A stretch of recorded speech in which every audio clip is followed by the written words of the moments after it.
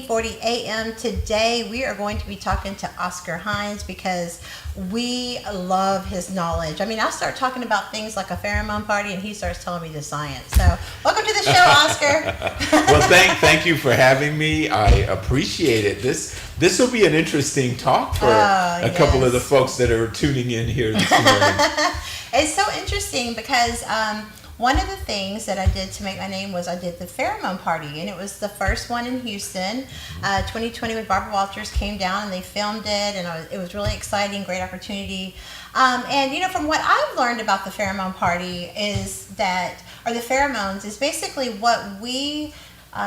It's kind of like our when we're trying to mate, we're trying to sniff out, for lack of better words, the optimal mate, the optimal partner. And even in studies where in the communities where lesbians and gay men cannot physically have children, the science shows the same, that they still pick through the nose for a mating situation. And then you have all the science. So this was so interesting. We started talking about this one day and we decided we're going to do the pheromone party again, but wait till you hear what Oscar has to say about this. No, actually, I can't wait to do a pheromone party. I love it. I think that a lot of people really have to become sensitive, and some for the listening audience may not even really understand pheromones. And so let's give them some context a little bit. You know, a lot of this has to do with the fact that our bodies are biochemical manufacturing plants. All of us, we have the capacity to produce all sorts of things. So there are trace elements that we sense. Now, they're not even sure that it's only through the olfactory glands, the sense of smell and taste, but we are sensing these pheromones. And exactly what you said, we tend to be attracted to somebody who we would be suitable mating partners with. So if you and I had a baby together because of my gene pool and your gene pool, and this is a healthy gene pool, now our pheromones are going to be more aligned. But let's say I was your cousin Jed and you didn't know it. And maybe I was good-looking cousin Jed. I'm not from that state, okay? Well, I was thinking like Beverly Hillbilly. No, just kidding. No, but no, let's say I was your cousin. Yeah. There might be some aversion that we have to each other, even though we might be physically attracted. Now, that doesn't mean that we've seen instances where people didn't know, and unbeknownst to them, they married each other and they were kissing cousins. But this idea is that we find the most suitable people for us in terms of our own genetic blend. So we now minimalize diseases and we maximize what we would call good gene traits. But so the pheromones is really an adaptive measure that our creator intelligently made to help us. But then there's this other thing that researchers have shown called chemo signals. And so a chemo signal is basically like a chemical signature. And I just did a blog and I'm going to post it on the website. So those of you who will check this out, it'll be on Edge Radio Network. But I just produced this blog and it was during quarantine. I started thinking about this thing. You know, it was a big thing in the New York, I think it was the Washington Post. And it said, Dr. Fauci declares the handshake dead. Oh, wow. We're going to walk around sniffing on each other then? Well that, COVID? What's going on? Can I smell it?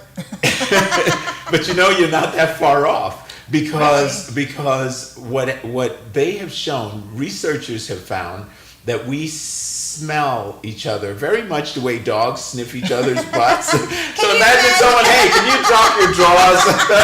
Okay, if you gotta get to know me. Especially in a business meeting. Yeah, that would be, you know, we'd have zippers in the back instead of the front. I'll be the one over there judging what kind of underwear you have on. I could have gone all day without thinking about that, right? But okay, but literally, they have done research where people that extend their hands, they show people in waiting rooms. So if I'm the interviewer, you're the interviewee, and I say, hi, Amber, it's good to meet you, and we shook hands. And this is pre-COVID, and they have lots of video. They did over 250 people in this waiting room in this particular test. And they found that between 55 to 65% of them, after they shook someone's hand, they put their fingers up to their nose, and they smell them. Get out of They here. almost with 65% consistency. And the thought behind that is that we are getting each other's scent. And we pick up information from that scent. And that information helps us to determine, is this a good person, a bad person? And things are happening chemically in so many parts of our brain that we're processing that. And we're making an assessment of who's in front of us. And in relationships, that's even more so. And I will tell you a little secret about me at some point. Well, maybe I should hold on. No, we want to know all the secrets. I really tricked Oscar to get into the hot seat today. You should. Yeah, I see. She's been luring me in this hot seat. But this is a peculiar little thing. But irrespective of a woman's perfume, I always, at some point, let's not assume it's the first time I'm meeting you and I'm like, hey, girl. Yeah, no, I'm talking maybe the second time or so. Or sometimes it's the first because I build rapport pretty quickly, I think. So, but I like to smell a woman's neck. Okay. Yeah. And it's check not for granny bees. Who knows? It's if like you got granny bees, you're too fast. It's like, what do we got here? You got some eczema going on. What the hell? No, so lotion, okay? That ain't that expensive. Lotion. Just saying. That's right. But I know that sounds a little bit weird, but at some level, I feel like I pick up information. And I'm not talking about from the perfume the person's wearing. It's beyond that. Like there's a smell. Even if you change perfumes from time to time, you have a very familiar scent. Right. So the example that I was sharing with you when we had that great conversation, it might have been over some drinks. We were both quarantined. We got nothing else to do. Let's talk about That's right. Let's hang out, man. Let's have a conversation about But what was kind of cool and interesting to me about that whole process of sort of this chemical thing is that research has been done, like the University of Austin, right here in Texas, and this was a nationally reviewed research. They took women who were ovulating and women who were not ovulating, and there was a pretty good sample, maybe about 30 or so women. The ones that were ovulating and the ones that weren't, and they asked them to put on a T-shirt. No lotions, no potions, no gots, no ghoul, no pasta fazool. So just the pure essence of the woman, right? And so they put on these shirts. They sleep in these shirts for a day or two, and then they're instructed to put them in a Ziploc bag, zip them up, and then send them off to Austin for review. They get a bunch of men. The men open the respective Ziplocs and just smell and are supposed to be determining whether they would be attracted to that woman or not. Who's the most appealing? And by a 90%, I mean that's literally the level of error. A 90% margin, they overwhelmingly were attracted to women that were ovulating at that time. Interesting. So it's like dogs can sniff it out. Damn Skippy. And we're just like them. Y'all dogs anyway. Men are dogs. Where do you get your dogs, Oscar? But listen, women are cats, and cats go in heat. And when the cats go in heat, they make these weird sounds.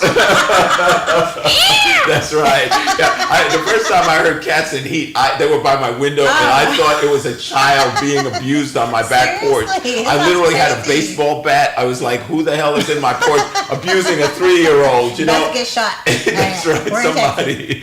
So yeah, that's interesting. But so dogs and men have this in common. No, but we can sense however we're doing this, we can sense when a woman is in heat, so to speak, or when they're at least fertile. Yeah. And what I found to be equally interesting, if we could talk about sex for a little while. Let's talk about sex, baby. Let's talk about you and me. Oh, I love this. So when we get to the point, let's say that we're now beyond the attraction, right, and we're into copulation. Once the literally, and this, I found this so fascinating. And we didn't talk about this part, but let's just say, for the sake of this discussion, without judgment, that there's a woman. Yeah. And let's say this woman's ovulating, and let's say this woman has two lovers, two men, and let's say both of them are making love to her and ejaculating in her. What literally happens is that the sperm from the donor that is the most agreeable to her physiology literally is the one that she will allow to enter through that outer core of the egg to fertilize the egg. And as we know, the minute that one of the sperm enters the egg, it prevents all other sperm from entering that egg. But the most potent is not always the one that wins. It's the one that she's most compatible with. Interesting. That she will allow. And literally the sperm, the two men's sperm will go to war with each other and attack each other as they're going up through to the ovary to fertilize. Dang, it's bad enough you got to fight with millions of your own, but now you got to fight with somebody else too. Jeez, Yeah, that's it's I fascinating. think we have a hard life. So yeah, so when you start thinking about this incredible design that the creator has, right? And then we go back to this idea of chemosignals and pheromones.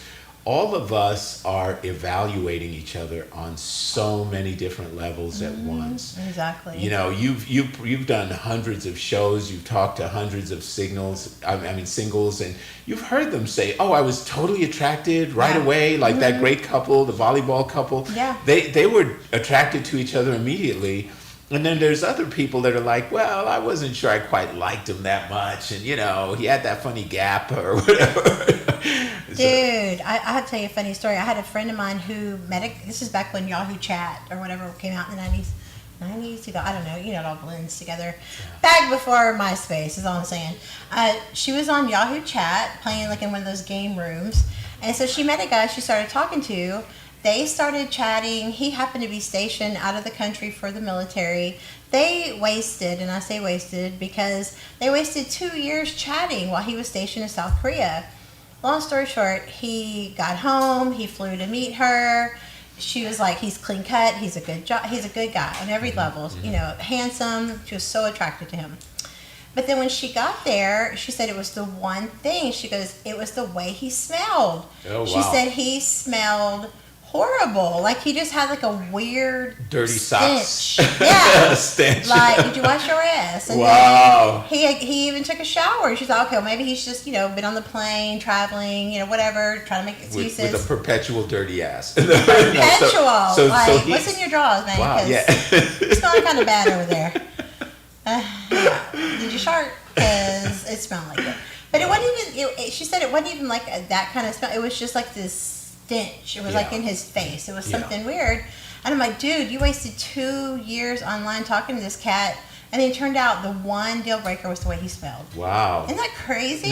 No, I really believe it because I've had it, to where I'm a salsa dancer, and I remember I met this well, it was kind of funny because we ended up being together for a while, but she was from South Africa. Yeah. So she's an Afrikanes, but she could dance like the wind. So I saw her from behind. I thought she was like this young. She's so pretty. I thought she was this young 20-something, the way she was moving, right? She's fast and she's spinning around, and I'm looking at her from a distance. I'm like, okay, I'm going to go, if she's a 20-something, I'm not going to be interested in her romantically, but I'm going to go dance with her. And when she turned around, I saw the maturity in her face, which attracts me in some respects. I like people that are at least in their mid to late 30s. Yeah.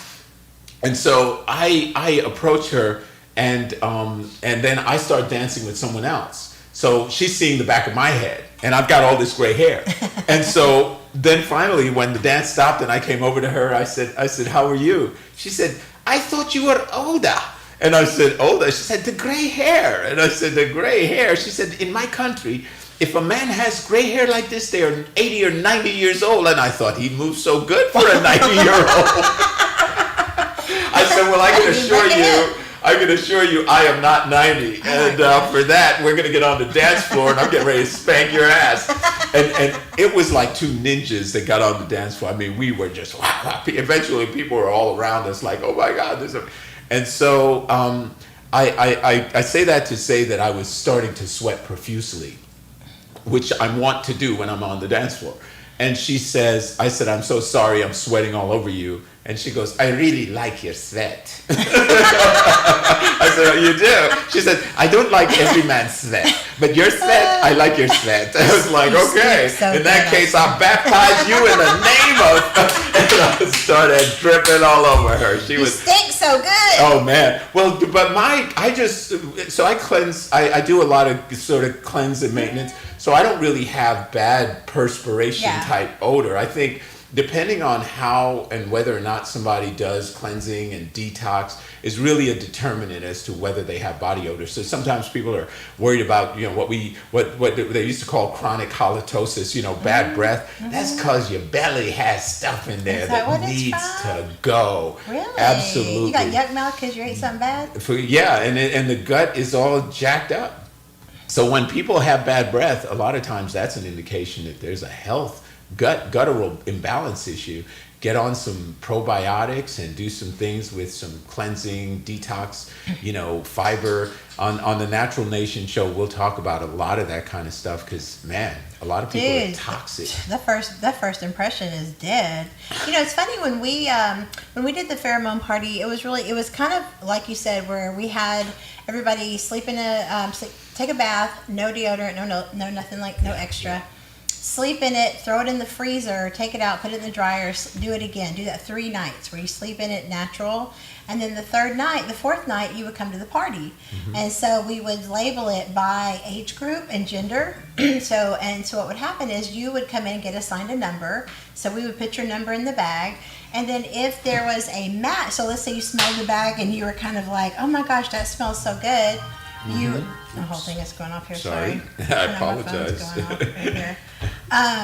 You would sleep in it. You would bring it. Once your number's placed in the bag, you go around sniffing the bags. Let's say you found something that really appealed to you. Mm-hmm. We had 10 photographers working the event.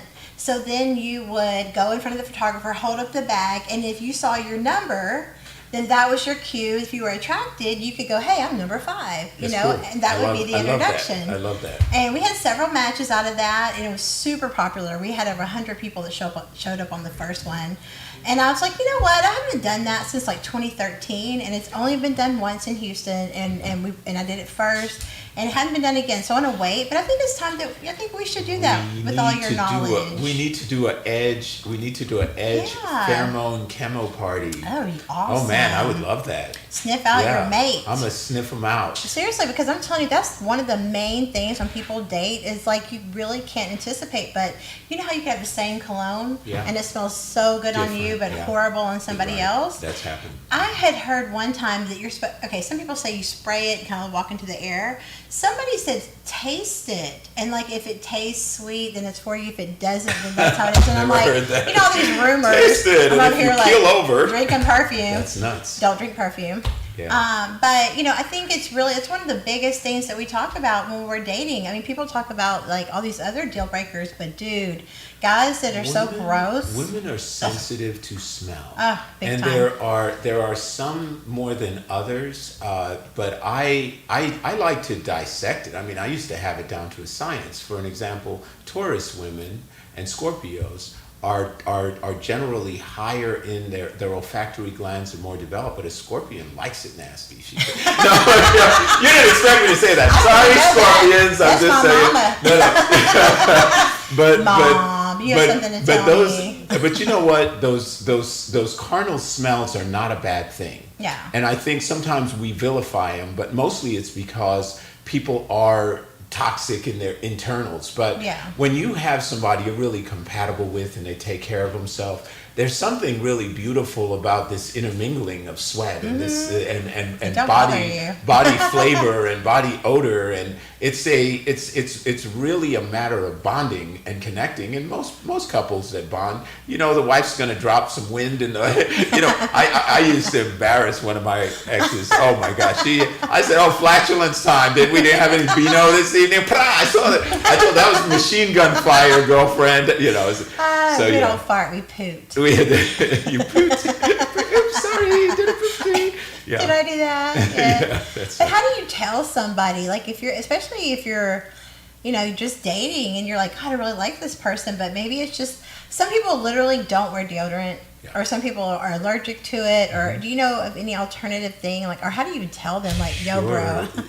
You know what $2. what I am attracted to outside of a deodorant is, there's like the Rastafari use lemon under their arms, but you also can use essential oils, and I think you have to diffuse them. You can't put them on your skin directly, Yeah. but you can mix them with almond oil and things like that, and you put essential oils on, and boy, after a while, it's really a beautiful thing. Your body just absorbs that scent until it's like in you and you can smell it. Yeah, it's pretty nice.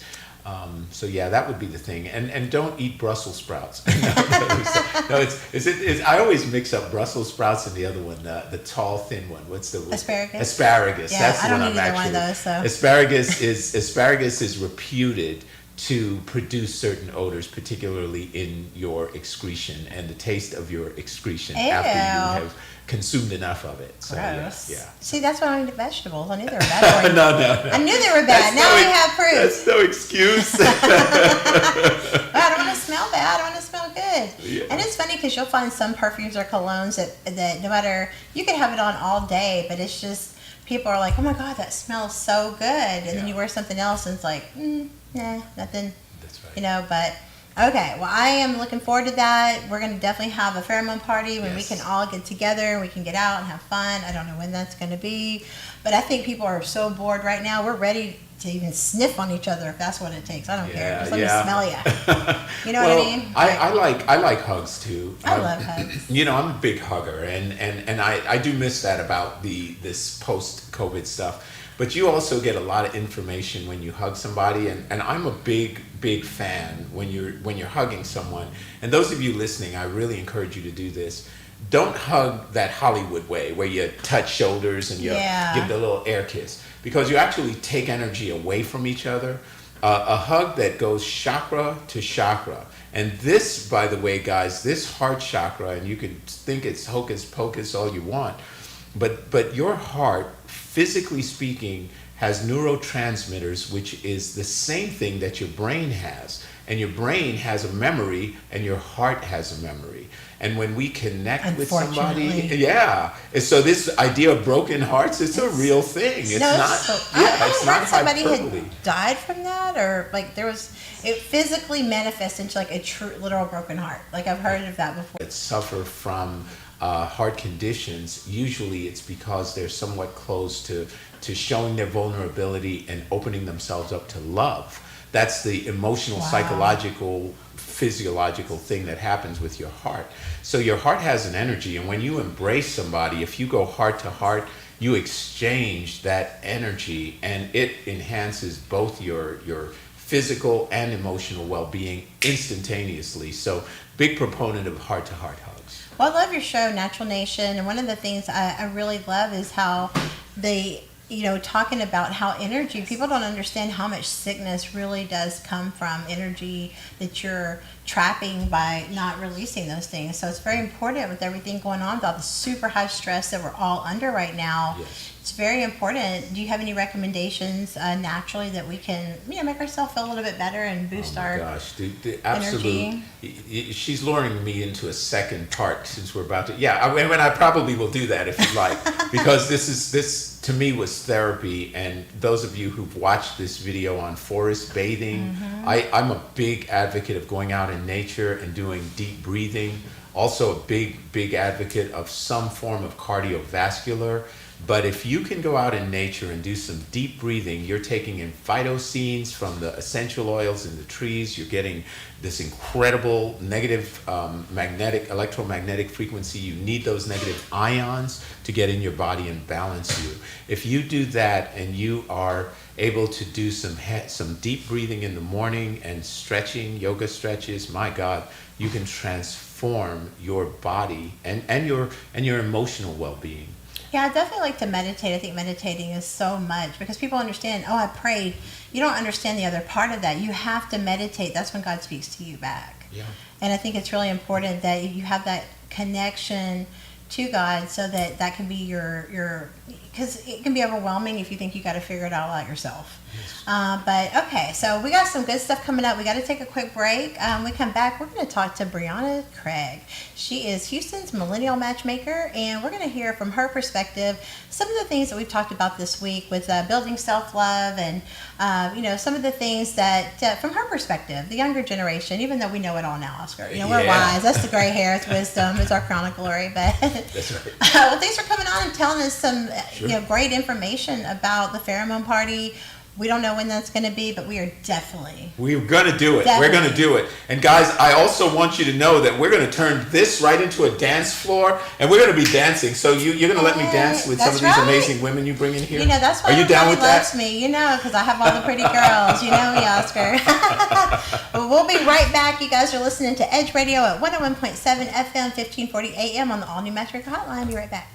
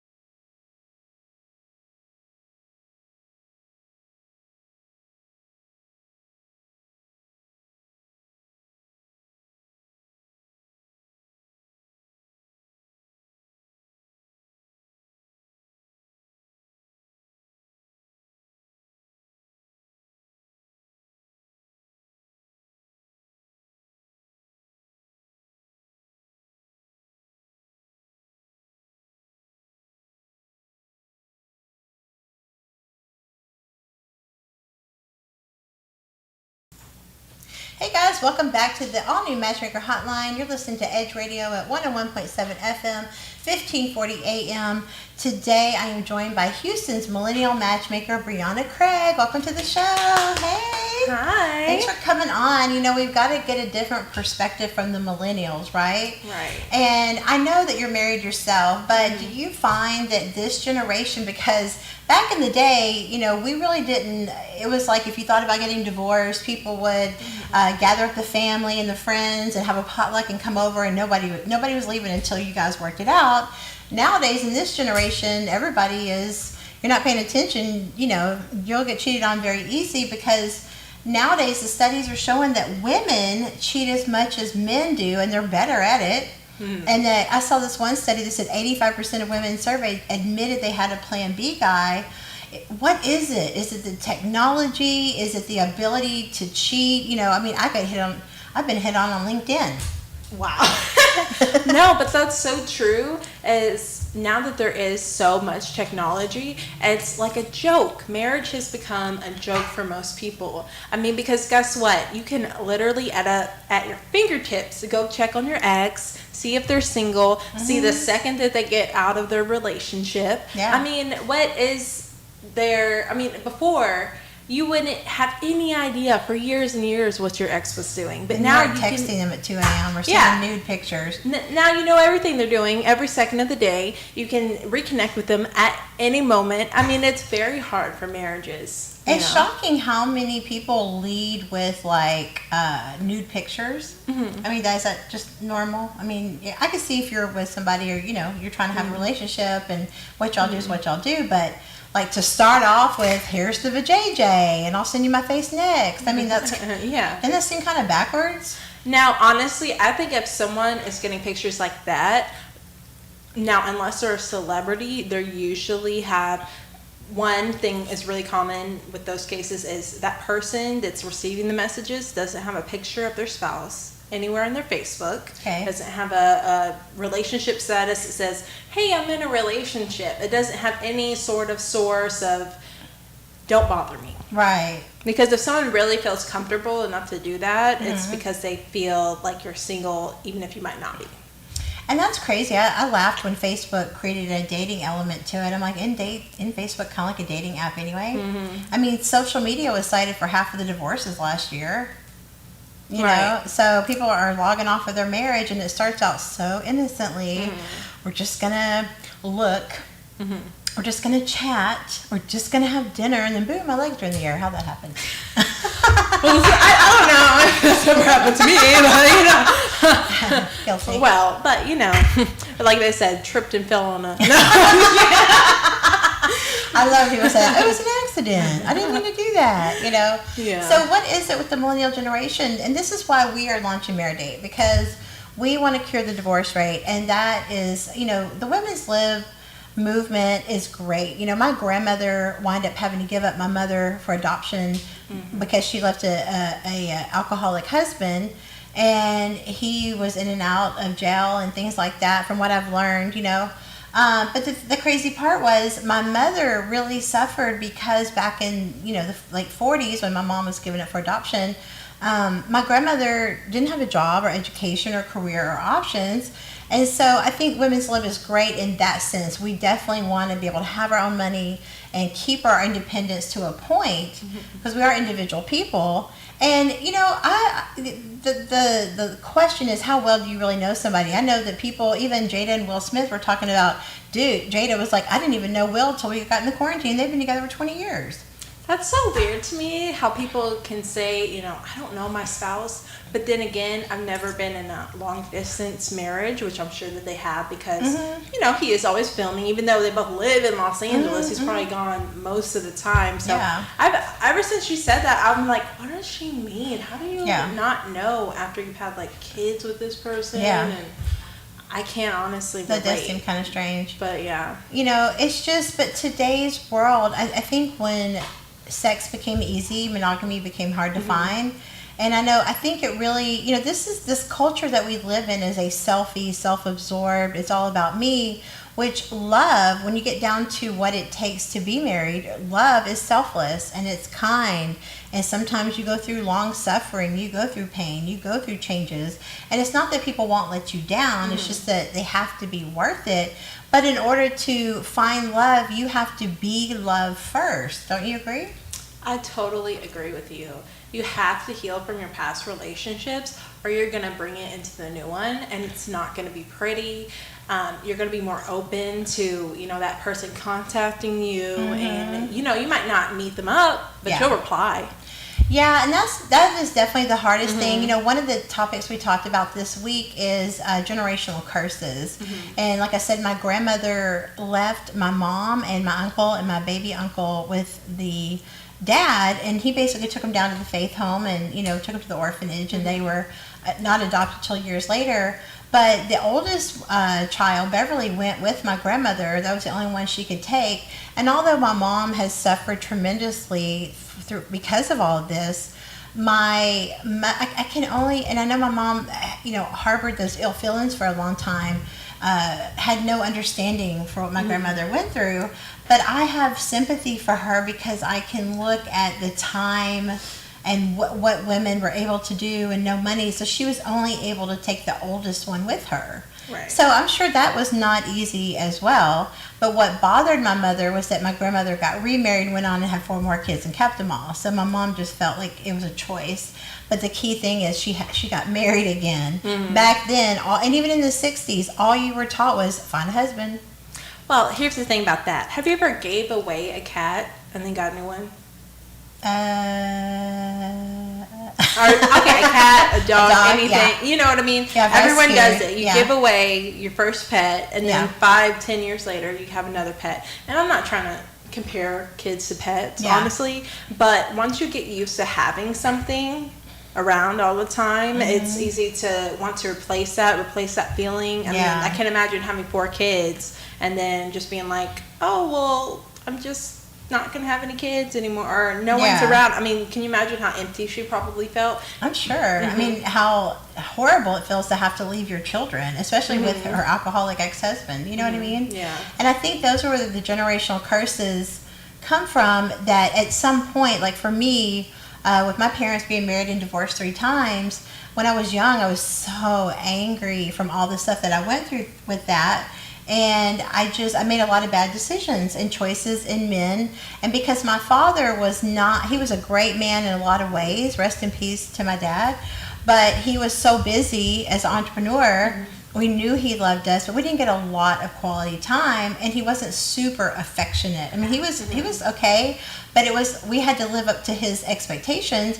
And I felt like when you come from a toxic family, and my mom hadn't healed from her things that she went through with abuse of the orphanage, I think that you kind of become this child that you're looking externally, and you're trying to find your worth and identity from other people. And specifically for me, it was men.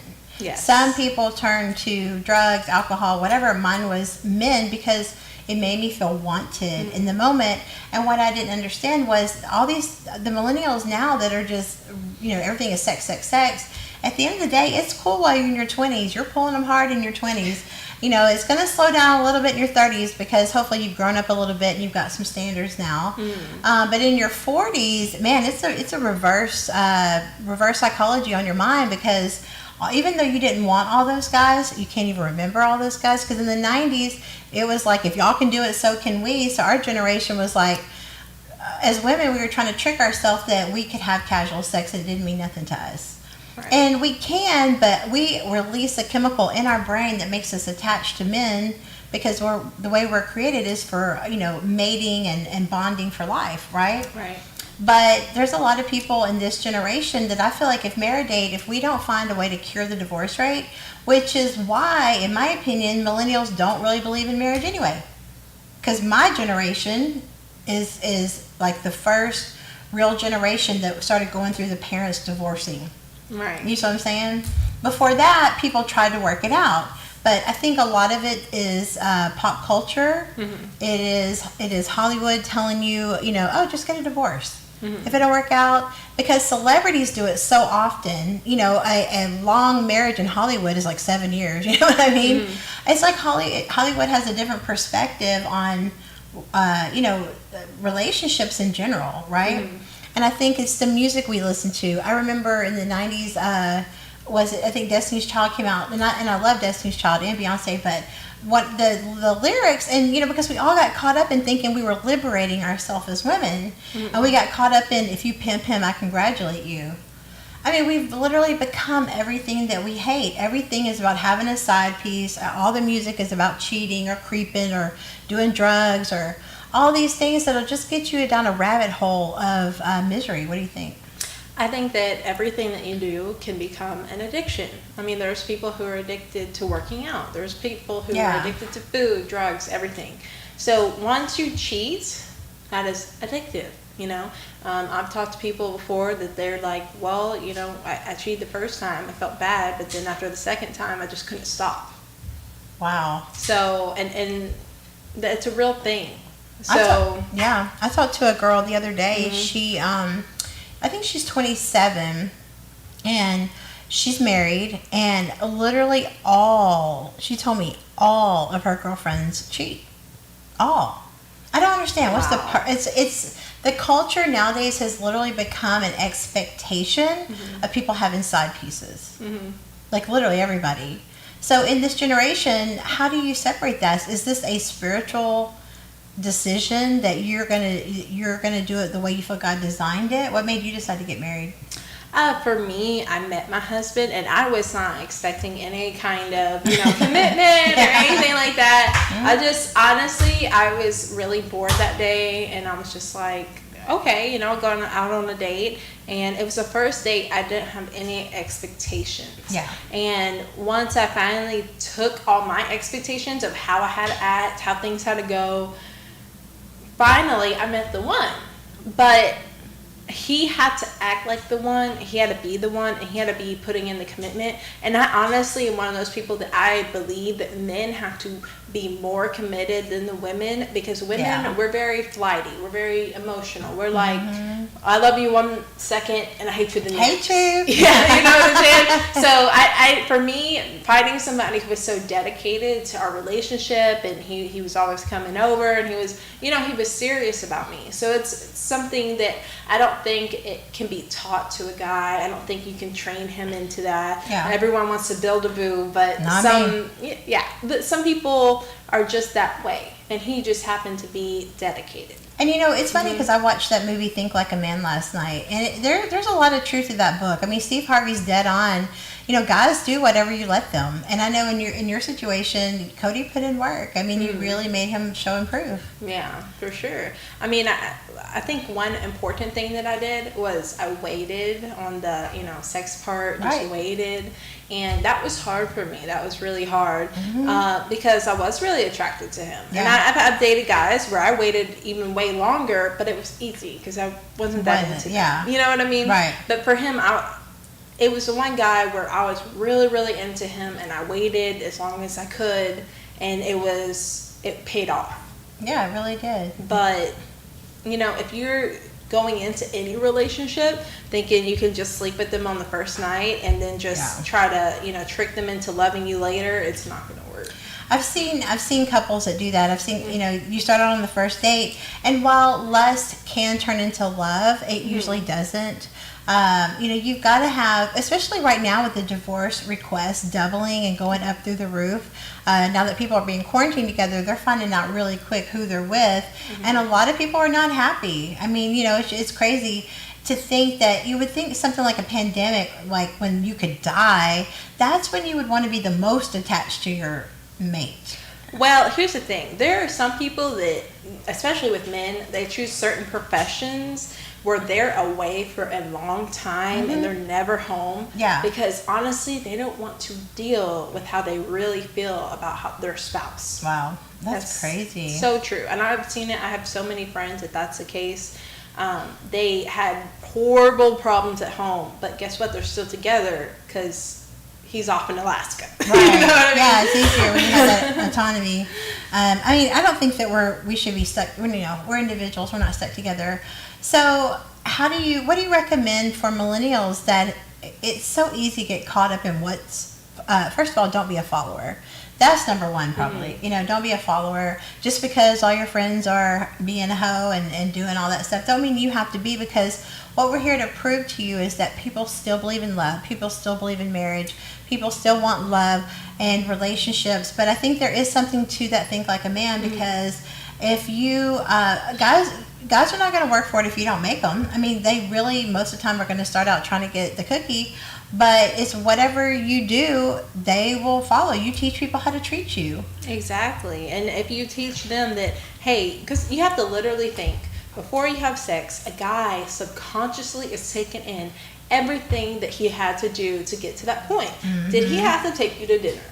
Did he have to take you to the movies? Did he have to buy you flowers? Everything that led up to that totally sets the framework for your relationship. Your expectations. Did you pay for everything that night? Right. And then you still slept with him? Right. Because that's how your whole relationship's going to be. Yeah, because I agree with that 100%. I think people give you their best version of themselves in the beginning, and so if you think you're going to get anything better than that, it's only going to get worse from there, because people get comfortable.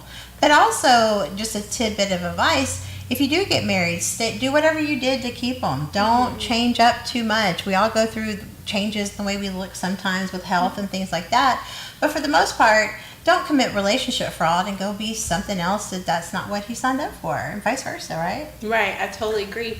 Like for me, once I got married, I gained about 50 pounds. And a lot of that was I changed my job to a job where I got free food. And so we were eating, you know what I mean? And then my husband, once I got with him, he eats it like, he would eat at midnight or 1 a.m. So we would go and he would come to my work just to see me. We would sit down and eat, and it was enjoyable. But then at late at night, he'd wake me up. Okay, let's go get food. So I was eating like 2 dinners every day for a long time. So I gained weight. I mean, in a year, probably about 50 pounds. So, and me and him, we got married after 9 months of being together, and I had been doing that with him.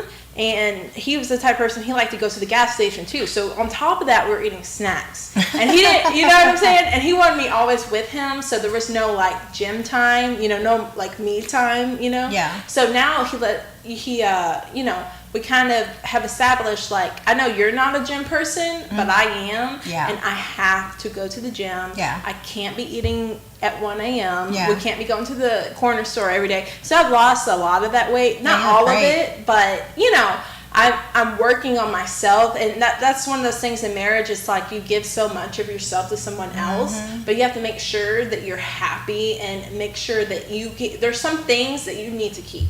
If your husband says, oh, you look better without makeup, but you don't feel good without makeup, you shouldn't be giving up your makeup. I agree 100%. I think that's part of being true to yourself. And strangely enough, if you are, 9 out of 10 times, if you do like makeup, they match you looking like that anyway. Mm-hmm. But I have to admit, I get way more pull when I'm not wearing makeup. I don't know what that is. It's so crazy. I feel like I look older with makeup on, but I don't know, Whatever you feel comfortable doing, just stay true to yourself. It's when you start giving up your identity of what makes you happy. We're not glued together. We have to have that autonomous time. And I think that's with the quarantine, is that people are trying to figure out ways we need our individual time. Mm-hmm. How do we have that? And I think that's some good ideas. Go to the gym, go for a walk, get outside, rearrange your house, do fun stuff like that. But if you are married and you're considering getting a divorce, contact us at Marridate.com. We will be happy to help you. We have certified Marridate therapists. We have free travel giveaways when you sign up for membership. And we're going to have our grand opening. It was supposed to be in October, but with all this stuff going on, we're going to push it to the first of the year. But any last bit of advice that you think you would like to give millennials who feel that they're stuck in this culture of hell, where what if you're a hopeless romantic, or what if you want love? What advice can you give people to break out of that and be true to themselves and find love? Honestly, I would say this. We live in a generation with millennials that if you don't be all in on the first date, Don't be, and not just with sex. Don't be all in emotionally. I see a lot of Yes. girls that, oh my gosh, so we're dating. He must just be dating me. Don't assume anything, because Yeah. everyone, this generation is a player. Everyone is not sincere. I mean, there's some, but Yeah. most of the time you're going to go for the bad boy, the one that is kind of blowing you off. Yeah. You need to always guard your heart, and if and when you find the right person, everything will be smooth and it'll be natural, and there'll be no doubt in your head about what's going on. But if there's even the smallest bit of doubt, you still need to, I think, keep your options open. And I know that sounds negative, but you don't know how these people are. They're literally It's so true. swiping on Tinder right after they meet you, and it's nothing to them. It's so funny you say that, because I think the biggest mistake a woman can make is in love is marrying a man in her mind before she sees that he's marriage material in action. Yes. Don't visualize the kids and the future and everything together. Meet his family. Find out if that's who you want to have kids with. Build a friendship, because eventually looks and sex and all that stuff will fade. But you got to have something bigger. You got to like the person you're with, because love is great, but you got to like the person too. And I think it really is about being true to yourself and remembering people do what they want to do, and people do what you let them. Right. So if you're dating someone and they're not talking about the things that are that matter to you, it's a red flag. If you are a spiritual person and God is the center of your life, don't date an atheist. Don't feel like you need a man bad enough that you violate who you are and you don't remain true to yourself in all these situations. Yes, right? for sure. Well, thank you so much, Brianna, for coming on today. We're super excited to have you here on the Matchmaker Hotline. We're going to get her on more so you guys can hear from the millennial perspective that people in the millennial age group do want love, just like people in our generation. They do. And I mean, even the people who are players and, are doing the wrong thing, they will do the right thing a lot of times for the right person. Exactly. But I witnessed that with the new Matchmaker Hotline on Funny Fridays. We have comedian Adam Bob and your favorite African, Ku Ujinti, coming on the stream live on edgeradionetwork.com. We'll see you tomorrow on the All New